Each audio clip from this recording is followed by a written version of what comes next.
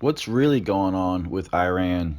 Concerning Iran's crimes, other nations are asking for more evidence for their crimes and are not able to prove anything. There has been predetermined evidence, like some photos appearing real, as to which could be photoshopped. Two of them are photos of a mine on the side of the ship they was accused of attacking.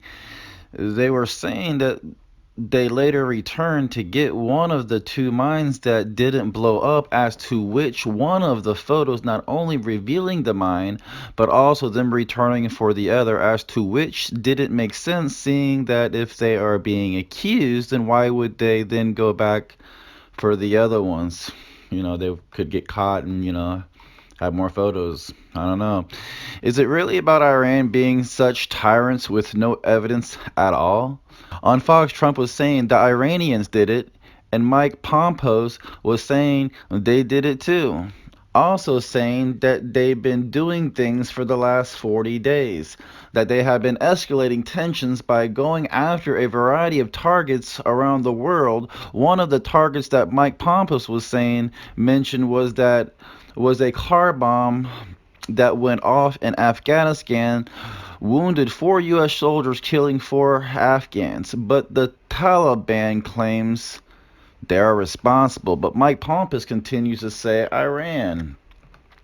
So, with that being said, the U.S. are really claiming more than ever how hostile Iran has become with no solid evidence. Germany's seen the pics and says, maybe. Japan is saying no. We don't think it's the mine. It was something that flew at the tanker. That's what they claim they seen. So, anyways, the reports don't really add up. Not just the Trump administration, but even the Democrats are on board with this. Even Saudi Arabia. Why Saudi Arabia? Well, let's come back to that. Is Iran the biggest terrorist supporters? Really? No, it's Saudi Arabia. But because they are one of the world's largest oil companies, it is very hard to criticize them. World economies are their main foundation. So this is why they don't attack them. So why not shift the blame on Iran? Saudi Arabia says it was Iran when in fact it could have been them, seeing that it was an oil ship, and this is a possible opportunity for them to make even more money, seeing that there will be a greater need for oil elsewhere when it comes to getting oil from Iran at the East Coast and not theirs. Okay? I don't know. So is this what it's really about? That is the oil? Not about nuclear power and supporting terrorists? Here's what's really happening with Iran. This has happened long ago before. Iran has decided to nationalize their oil. Nationalization means a number of things. Let's start with this. This means that they will no longer do business with the West and the US, and therefore both can no longer make money off of their oil reserves. This will affect both economies and their global capital. Big, big, big trouble for the US and the West, and they are willing to go to war over it. But first, intimidate, threaten, and of course, place sanctions on them so that the money that they need will be very hard to get from other countries. Last year, Iran said they was tired of using the US dollar to trade in for oil and for other goods, etc. They said we don't want to use the US dollar anymore. They are switching to the euro because the US uses our dollar as a political weapon to control them in order to make money on their oil reserves. Okay, we, the US, don't like what they are doing, so we place sanctions to make it difficult for them to get the dollars they need from other countries. We, the US, don't like what they do, so we place sanctions to make it difficult for them to get dollars that they need from other countries. They need money to do trades around the world. That is the main currency. Countries in the past have either nationalize the oil or drop the dollar. The US and the West is so involved in capitalism that we are willing to go to war over it. Nationalizing oil is a death sentence for many nations, okay? Nationalizing oil can and will cause the dollar value to decrease, therefore will cause our many greedy corporations to not make money, and that is a big problem for the US. The US will fight for capitalism around the world. No one is making money from their oil, and it's making the West mad. Okay, so for you, those of you that don't understand this type of language, we have to understand it. I'm going to explain this in more layman's terms. Okay, when you have big, powerful nations and you have small nations who have a lot of oil and there's a big demand for that oil, the national global law says, hey, we can put rules, regulations, sanctions nationally, and therefore you can buy and sell oil. We have bigger mouths to feed though, so we want to make more money on your reserves. We're going to claim this, we're going to claim that. As to, at times they would overthrow the regime and puppet their government in order to control, put a Western mindset man in power to give them what they want. This has happened before in the past. This happened, as to which I'm going to furtherly get into. So the only way the U.S. feels to handle it is to back out of the deal and start enticing war with them for more than a year now. China and Russia are trying to drop the dollar as well, and eventually it won't be the world's currency any longer. The US and the West strategy is to get Iran back under control. So when did we have them under control? Well, back in 1973, the US took over the Iranian government. In other words, it was a puppeted government, as I mentioned, back then in 1979. The Iranians got tired of it, and when they took over, then they nationalized the oil. Then we lost control again. So back in 1953, when Mohammad Mossadegh said they was going to nationalize the oil, the CIA staged a coup to overthrow that regime, but didn't work. But eventually they succeeded. So they took him out and placed a man that would honor their capital and allowing all the major corporations to make money off of their reserves again, as to which is the foundation of the world's economies. This would make sense why they would go to war over it. So in 1979, when the Ayatollah came in, they said the U.S. is no longer in control anymore, and that is when they nationalized the oil, with the CIA staging a coup back in 1953 to try to gain control over it, and eventually they succeeded. And it's so funny because just recently Iran has arrested an entire spy network of people that's connected to the CIA again.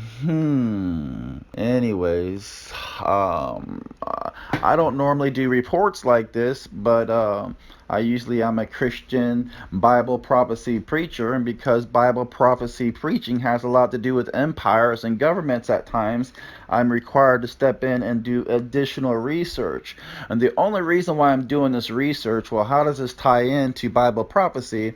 Well, we know that we Christians believe Matthew 24 and the sixth seal, the six seals of the book of Revelation, is in chronological, they run together. So with that in mind, we have to understand that there is a rise of the new one world order, and then the man of sin to be revealed, standing in the New Jerusalem temple. What does this have anything to do with this? Well, the Bible calls that new one world order the beast that once was and is and shall be again. So the new one world order was a beast that once was.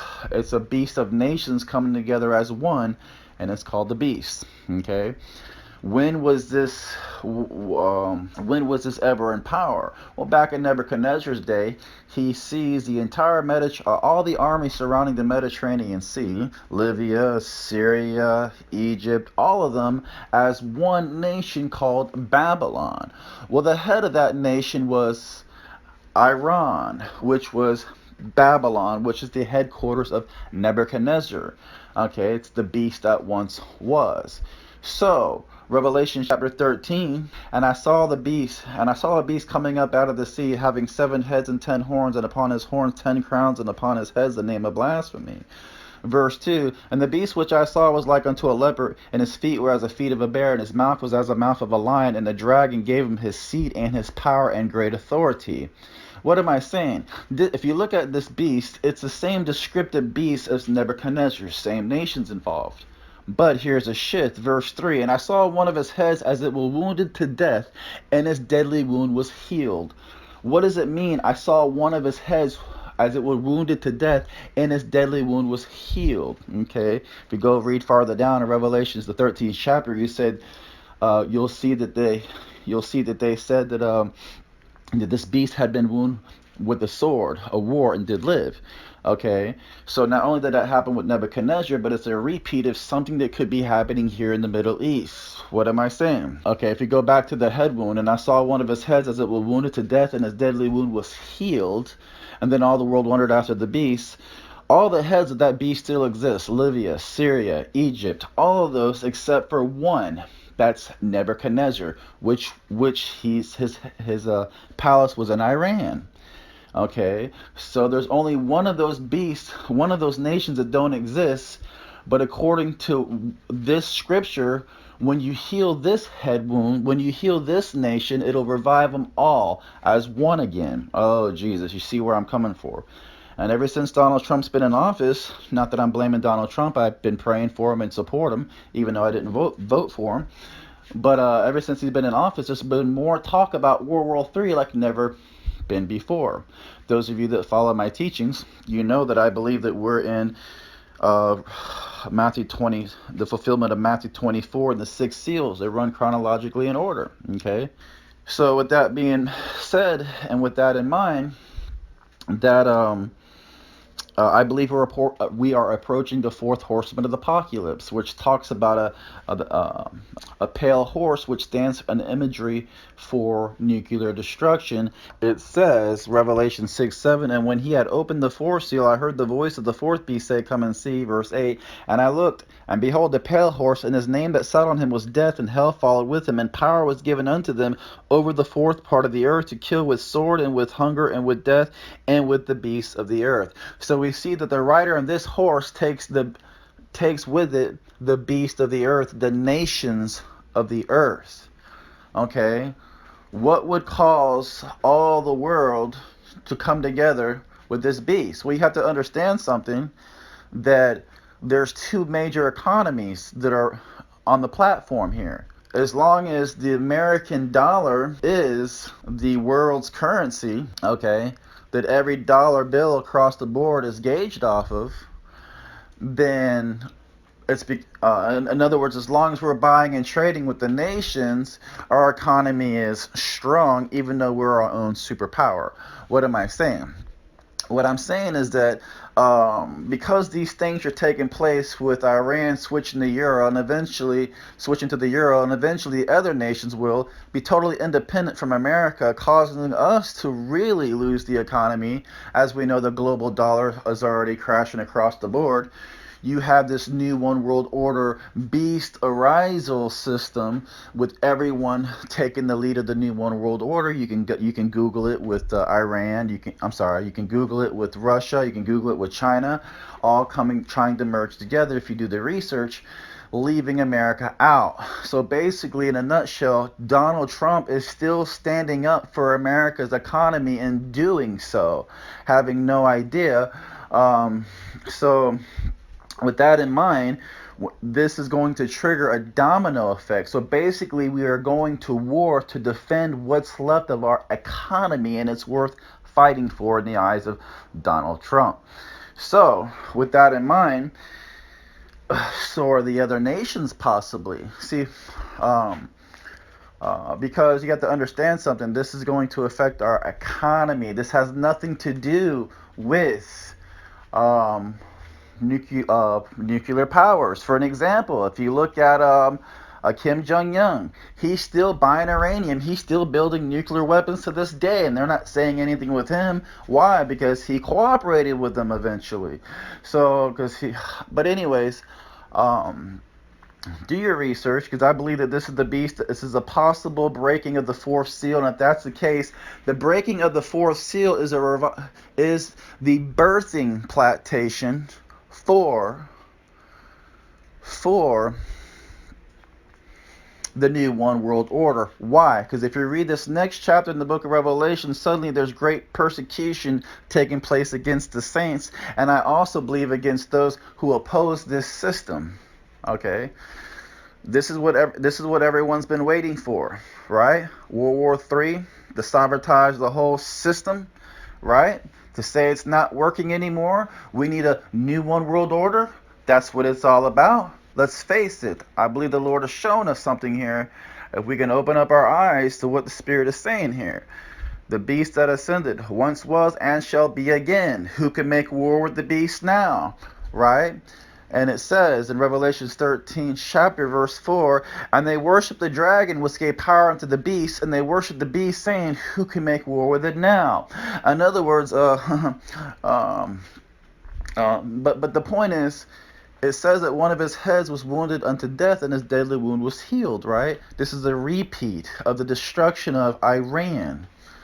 May I prophesy to you that there's going to be such destruction in Iran that they're going to change the regime and put another man in office, a familiar face, who's over there campaigning right now.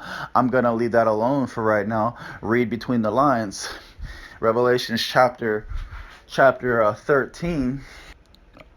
Revelations 14:5. And there was given unto him, the beast, a mouth speaking great things. In other words, a mouthpiece, a person. And blasphemies, and power was given unto him to continue. There goes that familiar face, 40 and 2 months. Folks, time is at hand. When this happens and America is invaded by China, because it says, and they worship the dragon. Okay, yeah, the dragon is Satan, but you have to understand something. The dragon also symbolizes an empire, just like this descriptive beast. You know, that we read about. The bear had the feet of a lion, and the lion. All these symbolize something. Okay, we have to understand something. Because if you read in Revelation 12 verse 2 and Revelation 12 verse 3, and there appeared another wonder in heaven, and behold, a great red dragon having 7 heads and 10 horns, and 7 crowns upon his heads. What am I saying? You got to understand something.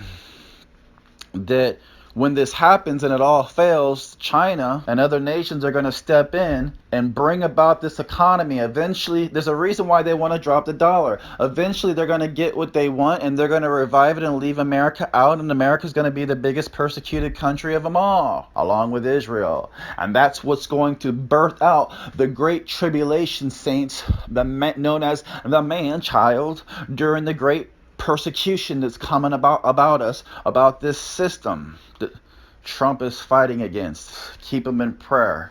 And the day that he goes along with it completely, and he sees what's happening, and he goes along with this new world order system completely, then that's the day that we must pray even harder. So with that being said about China being the great red dragon to help revive and empower economically and war-wise, to empower this beast as one, you can Google it for yourself that China is taking the lead of the new one world order, seeing that the deep state has lost the way of it. So anyways, my point is that when this all collapses and when this happens and it all comes to power, when this war takes place, either one or the other, either it can happen during this war or it can happen that's going to birth it out. What am I saying? I'm talking about the attack, the Chinese invasion that I've been talking about, that I dreamt about years ago. When China invades this country, that's when we're going to enter the birth pains of the Great Tribulation. Because we'll be persecuted very heavily because of this new economy. We're going to be so on and so forth, and eventually when it comes to flourishing, eventually they'll be killing Christians and ministers and anyone that opposes this new system. I love you. God bless you. Me and my wife are praying for you. Like and subscribe and share this video.